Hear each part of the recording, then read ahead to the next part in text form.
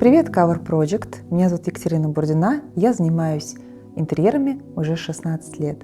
Сегодня я приглашаю вас посмотреть свой недавний законченный проект «Небольшая квартира, 65 квадратных метров». Мы находимся с вами в ЖК Павелецкая-Сити, квартира 65 квадратных метров. Это третий объект с этой семьей, который я делаю, и это квартира для их дочери, и студентки будущего врача-стоматолога.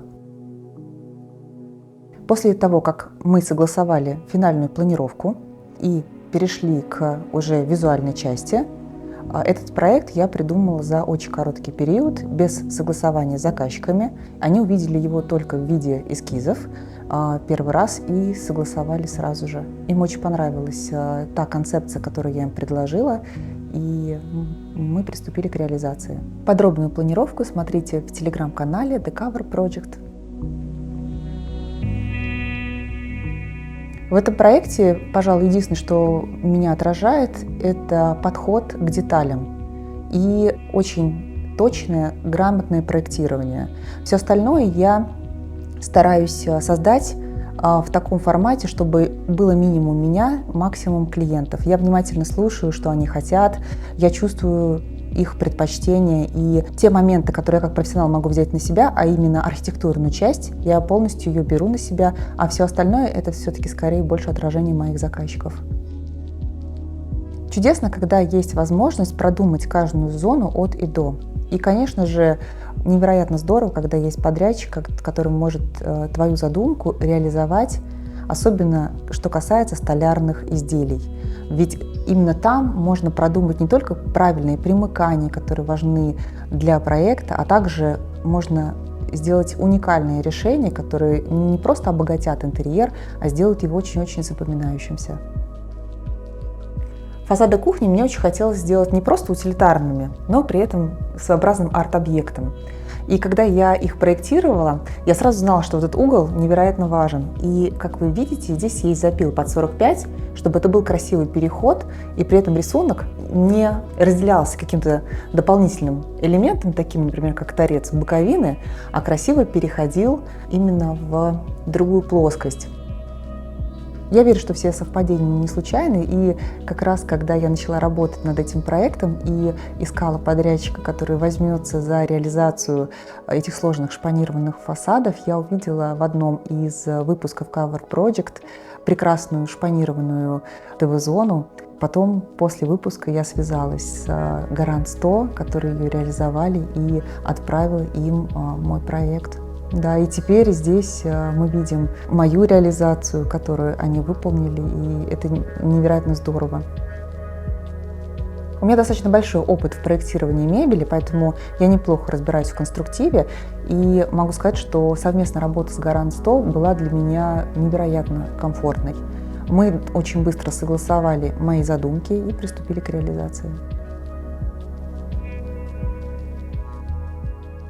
Когда я придумывала кухню, я знала, что для фартука, столешницы и острова мы будем использовать гранит. И я очень была рада, когда мои заказчики согласовали такую обработку камня, которая называется кожа, ведь она невероятно приятная, тактильна. И когда сейчас мы видим, как роскошно падает свет из окна, мы можем видеть все эти шероховатости чудесные, проводить рукой, испытывать своеобразное удовольствие, находясь здесь, и даже при этом не готовить. Меня невероятно радует, что кухня, несмотря на свою максимальную функциональность, также является частью парадного пространства, то есть гостиной. И такое решение, комбинация этих отделок, они невероятно обогащают интерьер. Когда я думала над дизайном острова, то такое решение пришло мне в голову достаточно быстро. Мне не хотелось, чтобы композиционно остров был каким-то очень нагруженным, потому что достаточно большой пласт камня планировался в этой зоне, но при этом он должен был быть интересным. На самом деле решение очень непростое в плане реализации. Здесь, получается, у нас есть каменная основа, наш прямоугольник, который мы облицевали с 3 сторон, и у нас также есть дополнительная толщина в виде полос, которые в определенном ритме украшают эту нашу высоту.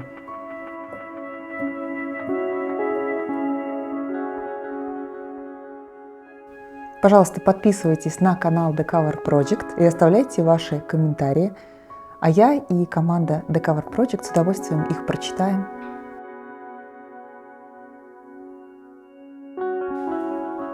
Когда-то здесь была дверь, и эта дверь вела в небольшую кладовку. Но ее ширина совершенно не позволяла сделать расстановку, например, по двум сторонам, а только по одной по дальней. То есть это все пространство перед просто-напросто терялось. И было совершенно нефункционально при абсолютно важном понимании, что квартира небольшая, и каждая зона должна быть максимально использована. Теперь этой кладовки нет. Я сделала ее гораздо уже и сделала из нее доступ вот с этой стороны. И как вы видите, здесь она максимально сливается с цветом стен, но при этом здесь чуть увеличенный глубинный шкаф, за которым спрятано не просто хранение, а также стиральные сушильные машины, а также классный хозяйственный блок, в котором хранятся очень важные для быта предметы. Я вас сейчас очень удивлю, если скажу, что в этом помещении еще есть полноценный радиатор отопления. И не маленький, а очень даже большой. Вот это решение, оно здесь совершенно не случайно. Здесь она как раз и спрятана. А вот эта перфорация, она сделана для того, чтобы теплый воздух мог спокойно выходить наружу и обогревать дополнительно это пространство. А если по каким-то причинам заказчики посчитают, что тепла недостаточно, то этот фасад они всегда могут отодвинуть, и радиатор отопления может быть открытым в дневное или в ночное время. ТВ-зона решена достаточно симметрично. И если в правую сторону от меня у нас находится радиатор отопления, то в левой стороне за таким же откатным фасадом спрятано хранение. Но хранение непростое. На самом деле здесь находится Sony PlayStation, который подключается через вот эту часть и проводом уже сообщается внутри стены с телевизором. И таким образом вы не видите никаких проводов, хотя на самом деле они здесь есть.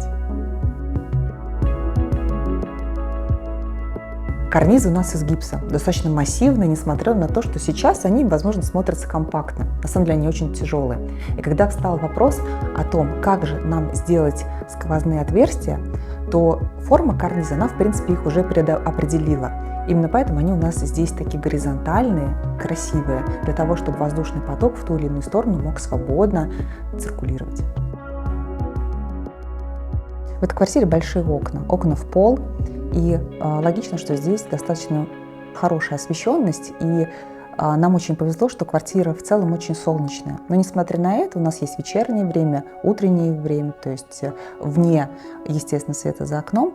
Поэтому очень было важно продумать грамотное, также искусственное освещение внутри квартиры. Здесь есть несколько сценариев, то есть для того, чтобы моя заказчица могла чувствовать себя максимально комфортно и включить, к примеру, люстру или точечный свет, или среднюю зону в виде бра, которая за моей спиной, или напольный торшер, который также, получается, поэтапно будет создавать нужную атмосферу. Пункт, который обязательно должен был здесь быть отражен, это наличие зеленого цвета в разных оттенках. И мы здесь видим такая россыпь зеленого цвета, которая создает это умиротворяющее, приятное впечатление.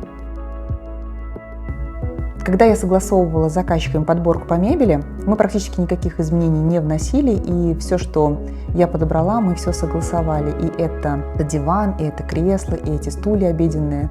Клиентам очень понравилось, и я очень рада, что сейчас мы имеем возможность, я на них посидеть, а зрители могут посмотреть.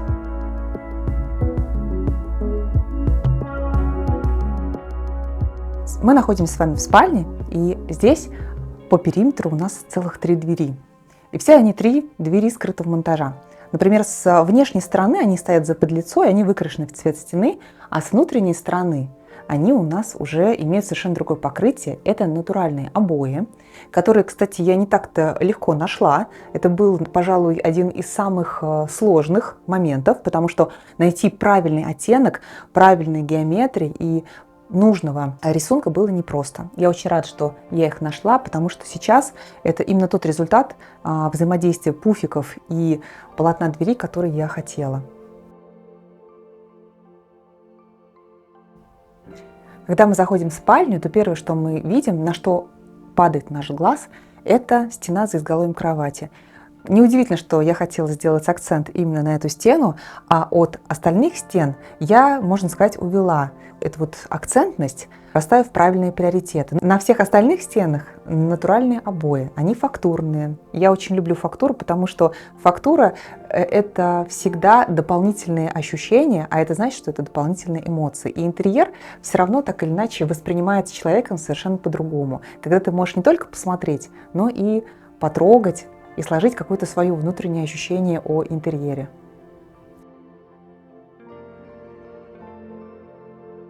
Когда я отрисовывала эскиз этого панно за изголовьем кровати, то вот эти элементы, они здесь на самом деле не случайны. Если вы посмотрите с этой стороны, то мы видим, что по большому счету они приходят только к углу. Но если вы посмотрите вон в ту сторону, в противоположный угол, то вы увидите, что толщина наших гипсовых элементов полностью совпадает вот с этим вот обрамляющим контуром. И на этом мне очень хочется заострить момент, потому что интерьер – это первое впечатление всегда, но это первое впечатление складывается в том числе из вот таких вот продуманных мелочей, которые, возможно, вы сразу не видите, но которые на самом деле и создают этот интерьер. В этом проекте 2 ванные комнаты. И мне очень хотелось, чтобы одна из них имела просторную, комфортную душевую, а другая – отдельно стоящую ванну. К сожалению, второй вариант нам не удалось реализовать из-за того, что квартира была куплена в white-боксе, и изначально здесь уже была сделана стяжка, и мы были привязаны к общему пирогу пола. К сожалению, нам не удалось сделать хороший уклон, поэтому от ванны нам пришлось отказаться, и таким образом здесь 2 душевые, но заказчица совершенно не расстроилась, она изначально и хотела душевую, поэтому мы просто переиграли этот момент. Между заказчиком и мной этот проект мы называем «Шкатулочкой». Неспроста, потому что когда мы двигаемся по направлению к ванной комнате и минуем спальню, которая решена в достаточно логичных для спальни оттенках и цветах, но при этом мы открываем дверь в ванную комнату, и она кардинально решена, то есть как шкатулка, которая может снаружи выглядеть совершенно не так, как внутри, и имеет внутри себя какие-то очень неожиданные решения. Наверное, про ванную комнату можно так сказать. Мне совершенно не хотелось делать ее в стандартных решениях по материалам. Именно поэтому на стенах я использовала обои. Но здесь хочется именно заострить внимание, что обои это непростые. Переживать за то, что они отклеются или пострадают от воды, не нужно. Это специальное покрытие, которое не боится влаги, очень к ней устойчиво и, более того, уже опробовано клиентами на другом объекте в течение нескольких лет. Зеркало в ванной комнате – это отдельная моя гордость. Особенно хочется про него рассказать. Зеркало непростое, оно сделано из прессованного картона. Это прекрасная вещь, которая тоже как некий арт-объект, абсолютно штучный экземпляр украшает эту ванную комнату. Мои заказчики полностью дали мне возможность реализовать свои интерьерные идеи в этом проекте, за что им огромное спасибо. Главная задача, которую я ставлю прежде всего перед собой, это создать такое пространство, из которого мои клиенты не только не хотят уходить, но и очень хотят возвращаться.